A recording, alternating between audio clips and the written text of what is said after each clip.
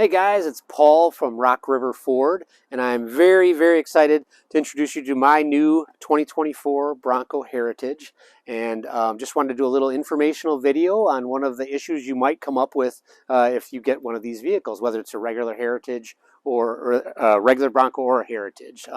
So I was converting mine from the hard top that it comes with to the soft top, and ran into a little problem where when you get the whole soft top mounted and you go to close it, it's about a quarter inch short of where it needs to fall for you to be able to close it up.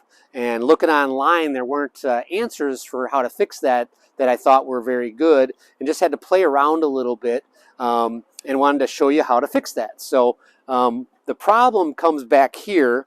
When you mount these, you end up pulling off this little access panel, which I'm sure you'd already know if you're doing this. But when you put these 3 bolts in, there's actually a bracket behind that before you put it on, you need to loosen the bolts. Just loosen them, there's 2 bolts, and slide that bracket forward. At least I did on this, with this particular soft top.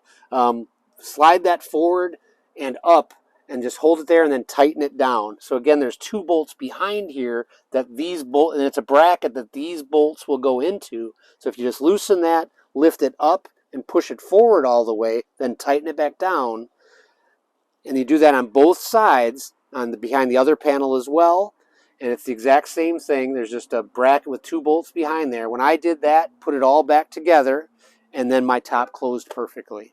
So just wanted to maybe give you a little hint at that if you run into that problem where your soft top's not lining up properly.